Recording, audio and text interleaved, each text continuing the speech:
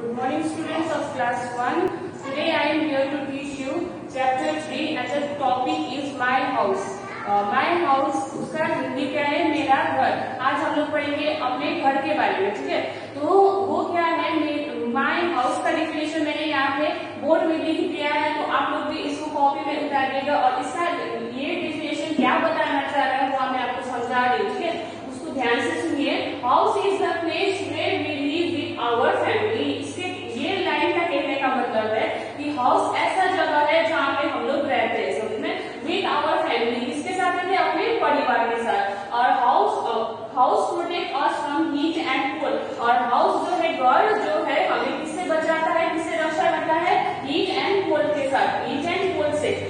Heat means क्या है? गर्मी, और कोल्ड मीन्स क्या है? ठंडी. समझ में आए? अब हम लोग मैं जो आप लोगों को अब बुक से समझाऊंगी, समझ में आए? इसका जो डेफिनेशन है, ये जो मैंने लिख दिया है, वो आप लोग कॉपी में राइट डाउन कीजिएगा. और फिर से मैं आपको रिपीट करके समझा रही हूँ कि ये लाइन क्या बताना चाह रहा है, ठीक है? फिर से एक अच्छे से ध्यान दीजिए. House is the place where we live with our family. घर ऐसी जगह है जहाँ पे हम लोग रहते हैं, किसके साथ? अपने परिवार के साथ. और घर जो है हमें रक्षा करता है, किससे रक्षा करता है? हीट एंड कोल्ड से. समझ में? हीट मीन्स गर्मी और कोल्ड मीन्स ठंडी से बचाता है हमें घर. समझ में? अब मैं आप लोगों को बुक से समझाऊंगी लाइन बाय लाइन क्या बताना चाह रहा है वो लाइन, ठीक है? बुक में देखिए, हाउस में है डिफरेंट रूम्स. एक घर में अलग अलग डिफरेंट रूम्स होते हैं. डिफरेंट मीन्स अलग अलग. समझ में? Small, some rooms are small. कई रूम्स छोटे होते हैं, स्मॉल यानी कि छोटा. और सम रूम्स आर बिग. कई रूम्स क्या होते हैं? बड़े होते हैं. Each room is for a special and different purpose. यानी कि प्रत्येक रूम, समझ में? प्रत्येक रूम क्या है? विशेष और अलग पर्पस के लिए. पर्पस मीन्स उद्देश्य. पर्पस, यहाँ पे कौन सा वर्ड है? पर्पस. PURPOSE, purpose. तो पर्पस का हिंदी होता है उद्देश्य. उद्देश्य, समझना है? जो मैं यहाँ पे बोर्ड में लिख दे रही हूँ, यानी कि जो हार्ड वर्ड है उसका मीनिंग लिख दे रही हूँ और उस मीनिंग को आप लोग भी कॉपी में उतारिएगा, ठीक है? और डिफरेंट मीन्स होता है अलग. DIFFERENT. डिफरेंट मीन्स होता है अलग. समझ में आ गया? और ईच मीन्स होता है प्रत्येक. EACH, ईच मीन्स होता है प्रत्येक. ईच मीन्स होता है प्रत्येक. समझ में आया? तो ये लाइन के कहने का मतलब है आप लोगों के घर में भी अलग अलग रूम्स होते हैं. रूम्स मीन्स कमरा. और अलग इस एक कई रूम्स बड़ा बनाया गया है, कई रूम्स छोटा बनाया गया है, ठीक है ना? और आप लोगों के जो घर में जो रूम्स है वो अलग अलग काम के लिए, उद्देश्य के लिए बनाया गया है. समझ में आया? उसके बाद प्लीज आप लोग पेज टर्न कीजिए और यहाँ पे देखिए, we watch TV and welcome our guest in the living rooms. यानी कि हम लोग टीवी किस रूम में देखते हैं? कौन से रूम? यानी कि उस रूम को क्या कहा जाता है? Living room. जहाँ पे आप लोग बैठ के टीवी देखते हो, सब फैमिली, सब परिवार, उस रूम को कहा जाता है लिविंग रूम. ध्यान में रखिएगा कि उस रूम को क्या कहा जाता है? Living room. और उसी रूम्स में जब हम लोग की बाहर से कोई गेस्ट आते हैं, अब गेस्ट मीन्स क्या होता है वो यहाँ पे देखिए, GUEST. गेस्ट मीन्स होता है मेहमान, ठीक है? तो इसके कहने का मतलब है कि जो रूम्स में आप लोग सब लोग परिवार बैठ के टीवी देखते हो, और जो आपके घर में बाहर से जो मेहमान आते हैं वो मेहमान वहां पे बैठते हैं, तो उस रूम को कहा जाता है लिविंग रूम, ठीक है?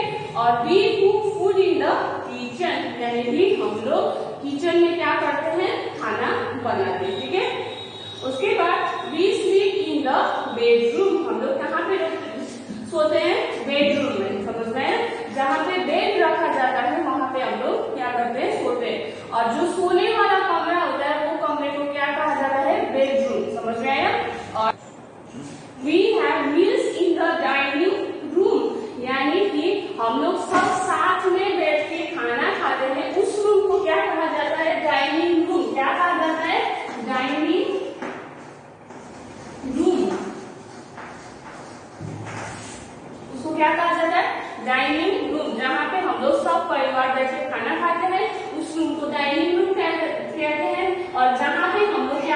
हैं, टीवी देखते हैं बैठ के एक साथ, और फिर जहाँ पे बाहर से जो भी कोई मेहमान आते हैं वहां पे बैठते हैं, उस रूम को क्या कहा जाता है, लिविंग रूम। और जहाँ पे हम लोग सब साथ में बैठ के खाना खाते हैं उसको क्या कहते हैं, डाइनिंग रूम। समझ में आ गया।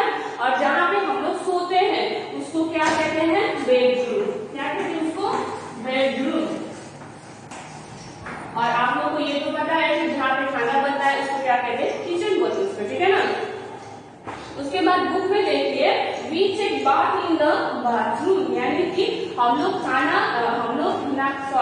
हम लोग नहाते कहाँ पे है, बाथरूम में। उसको क्या कहा जाता है, बाथरूम। जहाँ पे हम लोग नहाते हैं उसको क्या कहते हैं, बाथरूम। समझ में आ गया। उसके बाद we study in the study room, और जहाँ पे आप लोग बैठ के पढ़ाई करते हैं उस रूम को क्या कहा जाता है, स्टडी रूम। ठीक है। और प्लीज आप लोग पेज टर्न कीजिए। अब यहाँ पे देखिए रेड कलर से जो लिखा गया है, how many rooms are there in your house. ये आप लोगों को क्वेश्चन पूछा जा रहा है, उसका आंसर आप लोग अपने अपने ढंग से लिखिएगा, जिसका जितना रूम्स है उतना लिखिएगा। ठीक है। यहाँ पे क्या क्वेश्चन पूछा जा रहा है कि आपके घर में कितने रूम्स है। ठीक है। तो किसी के 4, किसी के 5, किसी के 6, तो जैसे आपका अलग अलग उसका आंसर होगा तो वो आप लोग लिखिएगा अपने कॉपी में। ठीक है ना। तो उसके बाद क्या है, there is a small garden in front of my house, यानी कि आपके घर के सामने में क्या होगा, स्मॉल गार्डन। गार्डन मीन्स क्या है, गार्डन मतलब स्मॉल गार्डन। गार्डन यहाँ पे देखो, there is a small garden in front of my house. अब गार्डन मीन्स क्या होता है वो आप लोग जानेंगे। ठीक है। गार्डन मीन्स क्या होता है, GARDE एंड गार्डन। गार्डन का हिंदी क्या होता है, बगीचा। क्या होता है, बगीचा। उसके बाद क्या है, फ्रंट। फ्रंट मीन्स क्या होता है, आगे। फ्रंट मतलब क्या होता है, आगे। समझ में, फ्रंट मीन्स होता है आगे। हमेशा क्या होता है, जो बगीचा होता है वो घर के आगे में होता है, फ्रंट में होता है। समझना है। उसके बाद क्या है, there are different types of beautiful flowers and trees in the garden, यानी कि गार्डन में, बगीचा में क्या है, ब्यूटीफुल फ्लावर्स। बगीचा में क्या होता है, फूल, अच्छे अच्छे सुंदर सुंदर क्या होते हैं, फूल होते हैं। और वहां पे क्या होते हैं, ट्रीज होते हैं। ट्रीज मतलब पेड़। समझ में। जो मैं यहाँ पे लिख रही हूँ हार्ड वर्ड्स का मीनिंग वो भी आप लोग कॉपी में उतारिएगा, और जो मैं आपको हिंदी में बता रही हूँ वो भी आप लोग कॉपी में उतारिएगा। ठीक है ना। यहाँ पे क्या है, ब्यूटीफुल फ्लावर्स यानी कि सुंदर फूल, और ट्रीज मतलब होता है पेड़। ठीक है। और I like to play in my garden, और गार्डन में खेलना किसको, सबको पसंद है। ठीक है ना। I like to play in my garden. उसके बाद we all love our house, हम लोग सब अपने घर को क्या करते हैं, प्यार करते हैं। ठीक है। We should keep our house tidy and clean, हम लोग सब अपने घर को कैसे रखना चाहिए, टाइडी। टाइडी मीन्स साफ, और फिर क्लीन। क्लीन मीन्स साफ। समझ में।